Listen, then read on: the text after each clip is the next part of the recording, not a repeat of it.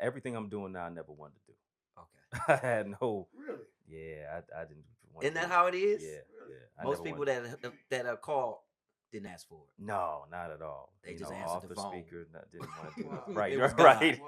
Wow. right. Kept hitting deny Right. on the line. Hello, but- Eddie. It's me again.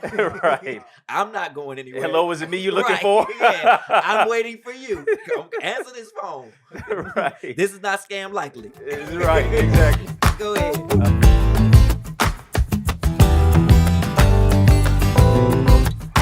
right.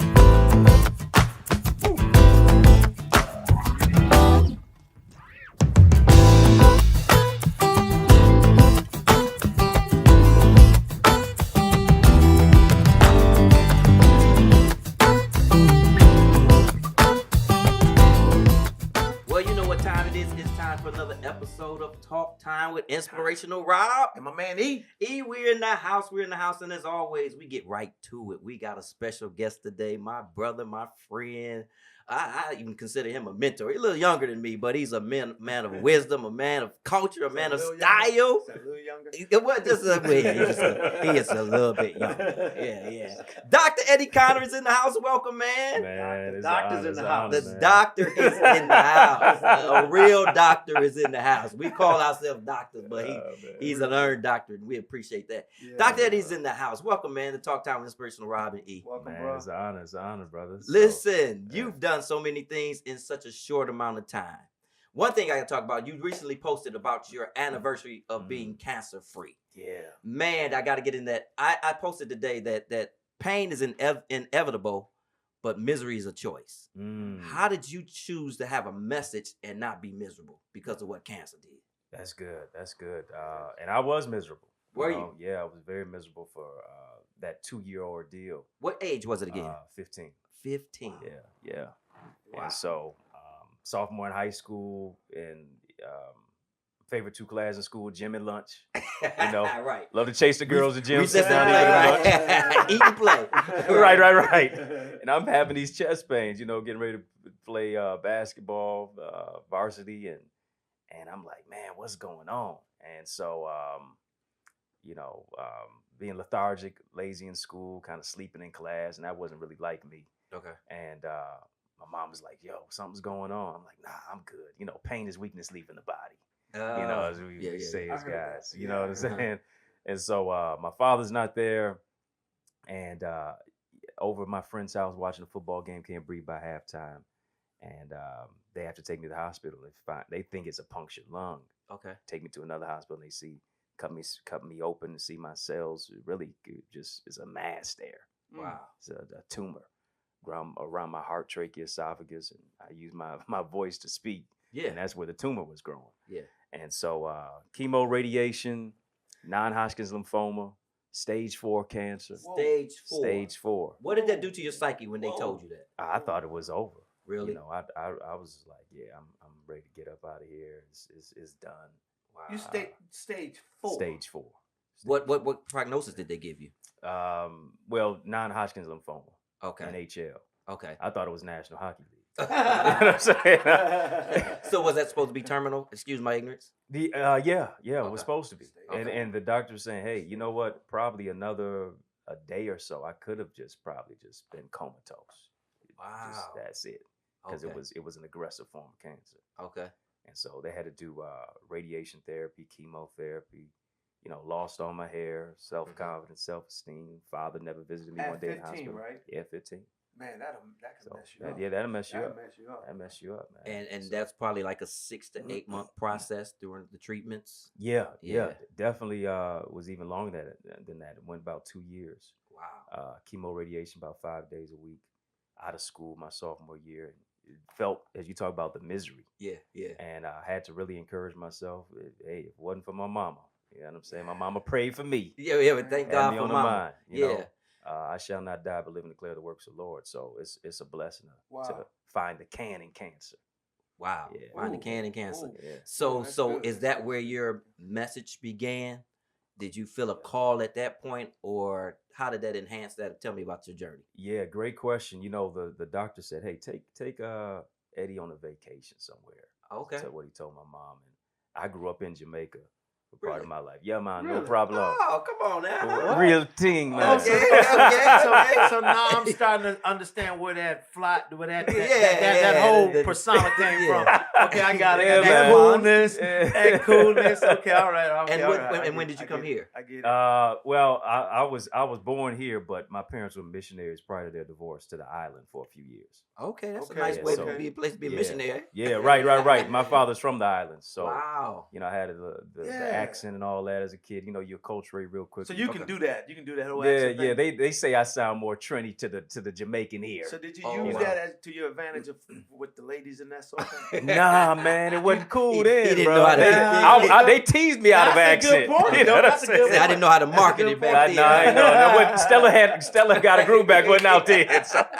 Wow. So your Yeah. journey began. Yeah. It full began of pull, a tug. the tug. So they took me. My mom took me to Jamaica, and I hadn't been there in about 10 years at that time, and so I knew the pastor there, and he told me like that week, I want you to give a sermon. That week. I'm like, yeah, that week, Okay. right. You That talking week. about you talking about trial sermon. Yeah, really. I'm telling you, man. I'm like, sermon.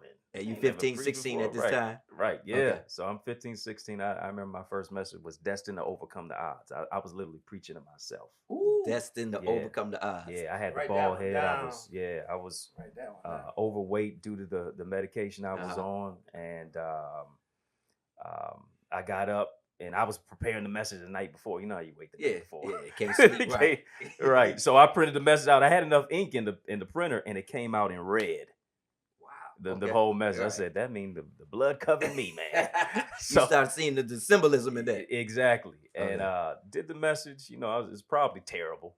You know what I'm saying? 15 hindsight. years Somebody old. got- somebody So- got blessed, though. But right. Who So- did you listen to back then? Anybody? Jakes, Okay. McClendon. Okay. You know what I'm Okay. saying? Yeah. I mean, we all had our heroes. Right, you know, we like, right. yeah. Yeah. I remember when I first met Bishop McClendon. It was at a conference. I said, man, I was starstruck. You know what I'm saying? Right. So, but yeah, I listened to those voices, and definitely helped me through it, and kind of crafted the message. And those people prayed for me right after I finished ministering. Wow. And hey, those prayers kept me and helped me, you know, move into a place of healing. Yeah. You're talking about a funny story, talking about trial sermons, man, real quick. You know, we did what we call preach practice. So we go in the basement, and you know Andre, you might know Andre too. We did that, and we sharpened each other's swords. So we preach practice. I'm in the basement, man. I got my pulpit was my ironing board, and I'm down there. So you know, Jones was hot back then. Jones still hot, but I'm down there. And God said, and so. I taped it on the back of the camcorder, showing my age. I put it on TV, and I let them look at it. I was like, man, how I sound? He's like, you sound like a DeBarge. A DeBarge. Wow. Is that really your real phone number? Because you know I'm doing the whisper Wow, thing. is that your phone Yeah, number? are you gonna call me like you said you would? I was like, man, friends like that, you know. Man. But anyway, we Right, got right. past that. Trial sermon. Trial sermon. Man. But- On trial. On for real. trial. Yeah, So I was like, yeah. let ball that up, Right. throw that away, and start over. But your message came out of that. Now Yeah, you're yeah. mentoring. How Right. did that transition go? You got young men that you're mentoring. And Yeah. you've written books to Mhm. young men. Talk about that and queens as well. Right. You know, the mentoring thing came out of me teaching. I taught school for 12 years. Some Okay. people say I was 12 years a slave. Teaching the young kids. And I think really the mentoring for me came out of what I didn't have. You know, when I grew up, I didn't really have the father figure. When my father was present physically, he was absent Mhm. mentally, yeah. spiritually, socially, emotionally. Wow. And there were some surrogate mentors that came into my life. Thank God for that. You know, father figures, things of that nature, but really didn't have a lot of that. Didn't see a lot of that. It was Mhm. more bad examples than good ones. Mhm. And so I said, hey, you know what? I'm with these brothers and these kids, you know, 8 to 3 every day. And I need to really hone in a little bit more with the development for our young brothers. Oftentimes when these boys open books, they close their eyes. And Mm. so prisons are built on 2nd and 3rd grade reading scores, not just the school to prison pipeline, preschool to prison pipeline. Mhm. So I said, let me connect boys and books and bring in the sports that they like and And I wasn't waving books down the hall like Right, y'all. No, I right. was hitting them with the hip hop, Right, with the right, sports and right. all that. Hey, we got free pizza. You know, Mhm. they coming in. And Right. so made connections, developed a lot of positive relationships. And even still to this day, you know, I run into a brother at the Pistons game or something like that. Yo, Connor, I wasn't really listening to you then, but everything you said, man, I appreciate it. Wow. So you know that mentorship piece, very, very important. You know, life teaches you in two ways: mistakes and mentors. Better for them to learn from a mentor's mistakes than to make their own. Mm-hmm. So go ahead. No, go ahead. So Okay. we say a lot of times that you know, father has to be in the home, and Right, we all want that, right? right. But a lot of times, and I heard you say something here. A lot of times, I think a father can be in the home and yet be absent. Mm, And how did that affect you? And how can a lot of these young kids that have a father in the home, but he's absent, how do they navigate that? Because obviously you did. yeah, great question. The presently absent fathers is a serious thing. One of the things I think is just having conversations with these brothers, you Yeah, know, about yeah, just yeah. real life and real talk, Mhm. and allowing them to express themselves, because you know vulnerability and masculinity oftentimes can't coexist in the same space. Wow. You know, Mhm. oftentimes that Wow. vulnerability is seen as femininity, and you know masculinity is the prefix is mask. Mm-hmm. You Mm-hmm. know, So and it's okay so for men to cry. it is. You know, we don't just cry in the dark. Sometimes we cry in the light, and we cry through our actions. Mm-hmm. Did your It, father? You see your father cry? never seen him cry before. I must say that Yeah, I've never yeah, seen him yeah. cry. I mean, one of the toughest cats ever. I don't even But I don't even think I ever heard him cough before. You know what I'm saying? Wow. Like, Okay. but we yeah, we say that, right? yeah, Men don't cry, right, whatever right, else. yeah, But I think that boys need to see that yeah, that their dads are human and they're vulnerable mhm, And then we're emotional. and we're yeah, emotional. yeah, You know, we just haven't been, like you say, we haven't been taught to convey our emotions, and oftentimes in a Yeah. positive aspect right, may Yeah. come out through anger or mhm. Yeah, anger. or you know, Yeah, yeah, yeah, right. we'll get into Yeah, the yeah. relationship piece on Yeah. part two, because you got a Yeah. whole relationship piece about men Yeah. dialogue and Yeah. all that stuff. But Yeah. you know, But I didn't mean to cut you off, but I wanted No, to, you no. know, that being that example, absent but present Yeah, but yeah, absent. yeah. I guess that is a thing, Yeah, right? it is a thing, because a lot of times, you know, even us as men, we don't know how to translate those lessons to the sons, because we dealing with stuff on our own. come on, Nobody taught come us. on, So hey, you know, yeah. just So we I pass it don't right, down. just pass it down. Yeah. So Yeah. what would you say our young men are missing? What do they need more so than ever? If we're talking to the audience out there, to Yeah. parents that need help. I think the first thing is being present. You know, none of us are perfect, but you know, being present makes a difference. Mhm. And having an attentive ear, more than what we're saying, they're focused on what they're seeing. You know, the Mm. modeling aspect. Yeah. Model. They don't imitate what we say, they imitate what we do. Yeah. Yeah. And so being present, having a listening ear, and then being able to share our mistakes, you know, and our Yeah, life yeah, lessons. That's Hey, tough though, you know, man. Because yeah, you know, yeah, who wants to show that their vulnerability? Who wants to right, be Clark Kent? You know, we want to be Superman. exactly. So how do I display that and not come off as soft or effeminate or Weak. weak? Yeah, There you go. yeah. Just weak. Right, Weak. right. Right. I think one thing is this is I think establishing relationships and getting a vested interest in what our brothers are interested in, Yeah. versus saying, hey, this is what y'all need to do, so on and so forth. Mhm. No, let me find out what is it that's interesting to Yeah. you. Okay. Yeah. What do you want to do Okay. 10 years from now? Yeah. What I've do been you where, wanna do? right, where do you want to do? Where do you see yourself going? Yeah. Yeah, yeah. You know, yeah. and then with that, saying being able to provide some needed interest. I found out my brothers would listen to me when I made it a serious attempt to make sure that they were straight. You Wow. know, make sure that hey, this is That's what's going on in your home. That's good. Have a true That's Taking a good. vested interest in them, and they seeing, yo, he real authentic. Right, He's real right, serious about right, this thing, right. because it's they're used to people coming in and out of their lives. Mm-hmm. You know, and actually having that consistency opens them up I like that. to Right. development for Right. positive Right. relationships. Yeah. You talk about mentors and mistakes. Yeah. We don't have to make as many mistakes if we have a mentor. That's How true. big is that? Man, it's serious, man. I wish I'd you had know? one earlier because I didn't know the magnitude of, Yeah. of that. But just speak to Yeah. that, man. Yeah, I mean, Dr. George Fraser said, once you learn and earn, then you must return back to your Now community. you got to slow it down. You know, That's slow that good. down for the That's people in the good. back. And I'm in the Right. back. That's good. Say what That's Dr. good. Fraser said again. Once you learn and earn, then you must return Mm. back to your community. Mm. Being able to stand on the shoulders of giants and, understand that, hey, you don't have to blaze your own path. Let somebody be able to lead you. A know-it-all really knows nothing at all. And so, Yeah. Socrates says, "I'm the wisest man on earth." right. Because I realize that I know nothing. Yeah. So, Okay. Yeah. Deep, yeah. I might have to quote Plato, Yeah, but Right. There you go, Dr. philosophers. Socrates, I'm coming. There you Hold go. on, but now he got the floor. Yeah, man. But so who were some of your mentors? I know you mentioned Jason Bishop McClendon, Right. but some of your personal mentors. Yeah, definitely my grandfather. Ooh. God rest his soul. He told me this, Eddie. You never have to tell anybody how good you are. If you're good at what you do, they'll tell you. Ooh. I love it. I'm still in touch with my Wow. principal from high school. I was just on the phone with him. We That's chop it so up, good. talk about marriage, children, Yeah. relationships, sports. Yeah. I was just talking to him just the other day, and he helped me during my rough time with cancer. A principal of thousands of kids at school Yeah. checking on me, coming up to the hospital.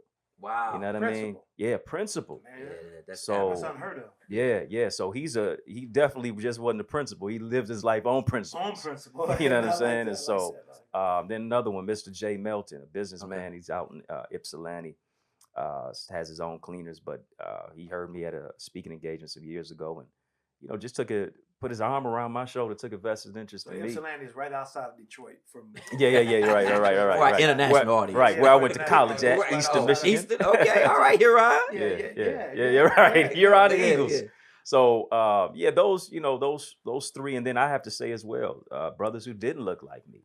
Okay. Two particular white men. One was Mr. Cantor in high school. I told you my favorite two classes with Jim and lunch. Uh-huh. And my math scores were indicative of that. Yeah.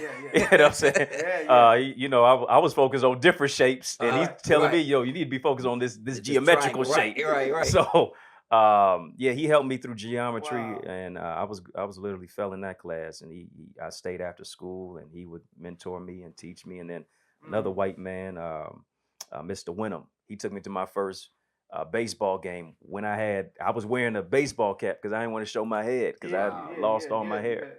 All those things, and I mean even Kobe Bryant signed a hat for me. Nice. Prior to his when he was wearing number 8, Man. Okay. caps for You kids. still got that? I still got the cap.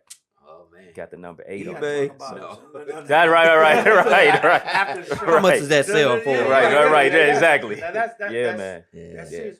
But you talk about the two brothers that didn't look like you. Right. So That's pivotal. so I think there's a message to all of us. Don't sleep on a brother just because he might be a different color. Yeah. Oh, Of that's a good. different Yeah. race. That's good. Don't sleep on That's it. good. Because you can Right. get something. You can get something. Yeah. You don't have to look like me to fight for me. Just get in the fight with me. Yeah. See, he messing us Why? up. Why? He You messing us up. He don't have to messing us look up. like me. You don't have to look like Yeah. me to what now? To fight for me. To fight for me. Just get in the fight with me. Just get in the fight. Yeah. Because I think sometimes, especially in this climate, right? Yeah. This the demarcation point. Mm. Either you're on this side, you're black or you're white, Yeah. whatever. Yeah. But my mama taught me the same thing that what you just said. You know, Yeah. just you don't have to look like me. Yeah. And so can you speak to that just for 1 second? Yeah. How that's important to that's important. That whole thing, you don't have to look like me to fight with me, whatever. Yeah. Color. Beyond color, character. Yeah. And that really changed my perspective. Because you growing up all black community, and you automatically thinking you're pariah and a predator, and you wondering how you're dealing with the white gaze of how people view you. Right. And that really opened me up to say, wow, it really is. There really are good people in the midst of a racist world, and people vindictive and vile and all that stuff, Yeah. vitriolic. There are really good people other than people who are just in your community who really want the best for you. And them brothers, those white guys, they wanted the best for you. They did. They did. White. They did. Right. That's good. They did. Was there an epiphany? Because we coming to the end of this segment. Was there a moment when you decided this is who you wanted to be? Was there an epiphany? You know, was it a dream, or when did you leave a 2-part question? The epiphany, and then when did you decide I'm gonna do this full time? Good question. Everything I'm doing now, I never wanted to do. Okay. I had no. Really? Yeah, I didn't. Isn't that how it is? Yeah, Really? yeah. Most people that are called didn't ask for it. No, not at all. They just answered the phone. Speaker didn't want to do Wow. it. Right, It was right, Wow. right. Kept hitting deny Right. on the line. Hello, but- Eddie. It's me again. Right. I'm not going anywhere. Hello, is it me you're looking Right. for? Yeah, I'm waiting for you. Come answer this phone. Right. This is not scam likely. Right, exactly. Go ahead. Yeah, man. I was in my dorm at Eastern with $1 and a dream to my name in a dorm room. Okay. And my mom kept telling me, hey, you got to write your story. I'm like, I don't want to tell nobody I had no cancer. You know, Were you ashamed? Yeah, I was ashamed of it. I was Okay. ashamed of having that struggle at such a young Yeah, age and being a black kid. You know what I'm saying? Okay. And when you're in that cancer Painful ward, time. yeah, It's a painful time. Yeah. When you're in cancer ward, you don't see anybody who looks like you. You know, and generally, if they do, they're about 3-4 years old. Yeah. So it was tough for me to even write it out. And then as I was writing, I was healing. You know, I had the bitterness towards my father and the people who I thought were praying for me, but were praying on me, sitting on the sideline expecting my demise. You know, the tears that were pent up were flowing on the pages. You know what I'm saying? And so it was a therapeutic process. You know, with your book, you know, I'm sure is a place of healing, and you opened up certain vaults, you know, in your heart and in your life that you wrestle. Should I put this in there? Right. Yeah. Yeah, man. So I said, all right, I did what I didn't feel like doing. But sometimes what you're doing that you don't feel like doing becomes the greatest blessing. That really pushed me into my purpose. Hey, it was painful, but this is purposeful. And so when did you leave officially the educational field to come into the mentorship and the entrepreneur space? Yeah. And the business space? Yeah, you know what? I was juggling all at one time. It Okay. took about 12 years for real. That's a lesson. Yeah, Really? yeah, because you know, building your infrastructure out is not an overnight process. Come it's a on, through talk the night about it. process. You got to literally juggle your job, your dream and your job until your dream becomes your job. I love it. You know what I'm saying? People need to hear that. Yeah. And then people think, oh, well, I'm seeing everybody is making 6 figures, a CEO on social media. That's a lie. Instagram a fool. Right. Everybody on Instagram a millionaire. Filters. Right, filters. That's over what their it is. story and over their face. Exactly. Yeah, absolutely. Okay. You know, you Man. juggling entrepreneurship and you dealing with what your job is too. And so, you know, generally when people go to the happy hour after the job and all the teachers get together, I'm headed back to the crib. I'm working on my next book. Yeah. You know what I'm saying? Because Yeah. I have a vision beyond just the four Yeah. walls and 8 hours a day. And I began to just save, budget, do this, that, and the other until it became the place where, all right, I can go, you know. And ironically, it was just a couple years before COVID hit. Oh, timing was perfect. Yeah. Wow. I didn't even see that was coming, but Okay, you gotta hold that. Because we gotta go. We coming back though. Go I'm gonna ahead. say this, man. You are a young man, Yeah. and have a Just a few years younger than me. black don't crack. Just- yeah. With the legitimate, doctorate degree. Yeah. You've accomplished a lot. You've been everywhere. You've flown everywhere. You've met a lot of great people. You've been on all these shows and stuff like that. At your age, African American, born and raised in the city of Detroit, came out of all the stuff, come through the pandemic, and through this pandemic, you have so much to offer. And man, we're just honored to have you have you on this podcast. And man, I'm telling you, you're an amazing guy. But I also want to plug your book too. Oh, well, because Did a little this something, this something. then this is my man. This is a book. This is his book. You guys got to get this. So Amazon. It's a man. devotional. It's a devotional, daily And devotional. 34 Eric- lifestyle topics, and then It has a confession in there for you. It has an action plan for you to start your day. There's a prayer in there for you. So again, the epiphany behind that was we always say good morning. We say things that we always hear. Yeah. But the epiphany was why does it have to be a good morning when it can be a great It could be a great morning. So you can turn your good morning or your not so good morning into a great morning. But that's me, Amazon. I'm gonna have you get this to them. You gonna Oh, sign yeah, I'm this. signing that for Oh, Dr. yeah, Connor. Give it to Dr. Connor. Absolutely. And this is his spot. Tell us where we can find you. Tell us about the books. Tell us about everything before we close out this segment. Absolutely. Revolution not only be televised, it'll be digitized. Come on. People can connect with me on social media, Facebook, yeah. Instagram, Twitter, at EddieConnorJr. Put some respect on my name. EDDIE. EDDIE. Junior. CONNORJR. Yeah, Junior. Okay. You too? No, I'm not. Okay. So Eddie Connor Jr. Then we got the academy going on.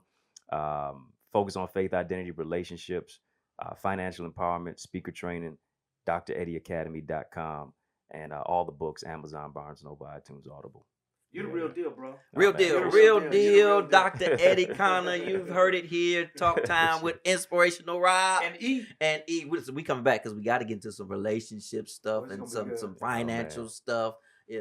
That's what we need in this day. We don't just need faith-filled stuff, but we got to put our faith in action. So stay tuned for part 2. We'll be right back on our next episode of Talk Time with Inspirational Rob. And E.